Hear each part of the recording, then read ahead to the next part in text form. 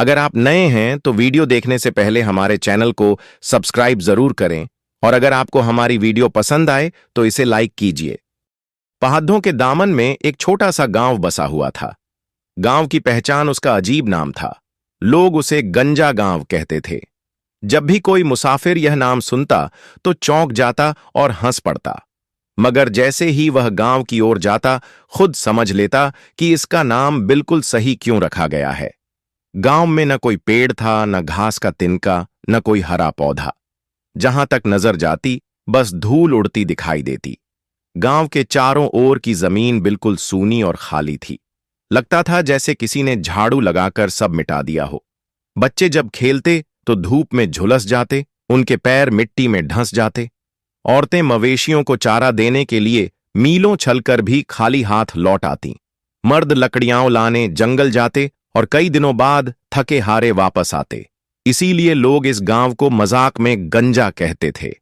एक दिन दो बच्चे हमजा और जैनब धूप में खेल रहे थे। थककर वे एक कच्ची दीवार के पास बैठ गए। जैनब ने मुंह बनाते हुए कहा, हमजा, हमारा गांव सबसे बुरा है। दूसरे गांवों में बड़े बड़े पेड़ हैं, वहां के बच्चे ठंडी छांव में खेलते हैं। हमारे पास तो छिपने की जगह भी नहीं। हमजा ने सोचकर कहा, शायद अल्लाह हमसे नाराज है, तभी हमारे गांव में कुछ नहीं उगता। यह सुनकर जैनब की मां जो पास ही खड़ी थी बोली, नहीं बेटा, अल्लाह किसी से नाराज नहीं होता। असली बात यह है कि हमारे बुजुर्गों ने हिम्मत छोड़ दी। कई बार पेड़ लगाने की कोशिश की, लेकिन जब वो सूख गए तो सबने हाथ खींच ली। अब कोई दोबारा कोशिश ही नहीं करता। हमजा ने जिद से कहा, मैं हार नहीं मानूंगा, एक दिन हमारे गांव में भी पेड़ होंगे। मां मुस्कुरा दी, मगर मन ही मन सोचा, काश ये सच हो। कुछ दिन बाद एक अजनबी मुसाफिर गांव में आया। वह बूढ़ा माली था, जिसकी दाढ़ी सफेद थी और आंखों में सुकून की चमक थी। उसके कंधे पर एक पुराना थैला लटक रहा था और हाथ में लकड़ी की लाठी थी। वह चौक में आकर बैठ गया।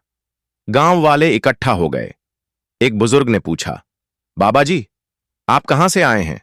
बूढ़े माली ने कहा, मैं बाघों का मुसाफिर हूं। मेरे पास बीज हैं। जहां भी लोग इन्हें बोते हैं जमीन हरी भरी हो जाती है। लोग हंस पड़े। यहां तो कुछ नहीं उगता। एक आदमी बोला, हमारा गांव तो बांझ है। दूसरे ने कहा। माली ने नरमी से कहा, जमीन कभी बांझ नहीं होती। इंसान बांझ हो सकता है जब वह हिम्मत और यकीन छोड़ दे। पौधे सिर्फ मिट्टी से नहीं, दिल की मोहब्बत से भी उगते हैं। उसने अपनी थैली से छोटे छोटे बीज निकाले और बच्चों के हाथों में रख दिए। ये तुम्हारे दोस्त हैं, इन्हें जमीन में दबाओ, रोज थोड़ा पानी दो और इनसे बातें करो जैसे किसी दोस्त से करते हो। बच्चे बहुत खुश हुए। उन्होंने बीज बो दिए। अगले दिन वे मटके से थोड़ा पानी लाए और उन पर डाल दिया। कोई बीजों के पास गाना गाता, कोई उनसे बातें करता। बड़े लोग हंसते और कहते, ये बच्चे पागल हैं, यहां कुछ नहीं उगेगा। लेकिन बच्चे लगन से यह काम करते रहे। कुछ हफ्तों बाद एक सुबह जैनब चिल्लाई, हमजा, देखो, कुछ हरा सा निकल आया है। सब दौड़कर पहुंचे।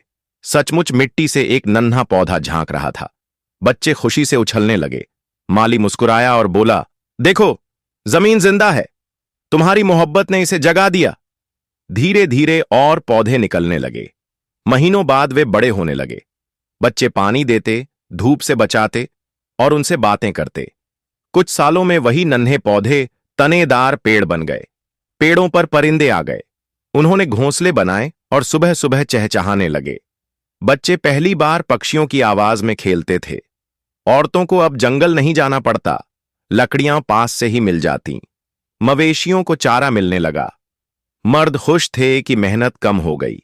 गांव के बुजुर्ग सोचने लगे, हमने तो मान लिया था कि यह जमीन जिद्दी है, असल में हम ही हार गए थे।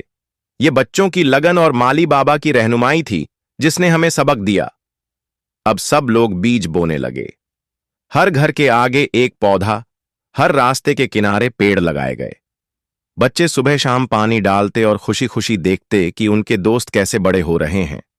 कुछ बरसों में गांव की सूरत ही बदल गई। अब हर तरफ हरे भरे पेड़ खड़े थे। हवा ठंडी हो गई थी। परिंदों की आवाज हर समय गूंजती रहती थी। बच्चे खुश थे कि अब उन्हें धूप से डर नहीं लगता। अब कोई इसे गंजा गांव नहीं कहता था। सब इसे हरा भरा गांव कहने लगे। लोग दूर दूर से देखने आते कि यह गांव कैसे बदल गया। एक दिन बूढ़े माली ने गांव वालों से कहा, याद रखो, जमीन कभी खाली नहीं रहती। अगर तुम इसमें मोहब्बत और मेहनत डालो तो यह तुम्हें कई गुना लौट आती है। निराशा सबसे बड़ी बीमारी है। अगर तुम सब हिम्मत रखोगे तो तुम्हारा गांव हमेशा हरा भरा रहेगा। बच्चों ने यह सबक हमेशा याद रखा। वे जानते थे कि असली ताकत मेहनत, सब्र और यकीन में है। सार यह कहानी हमें सिखाती है कि मुश्किलें चाहे कितनी भी बड़ी हों, अगर हम हिम्मत न हारें तो सब कुछ बदल सकता है। जमीन कभी जिद्दी नहीं होती, असली जिद इंसान के दिल में होती है।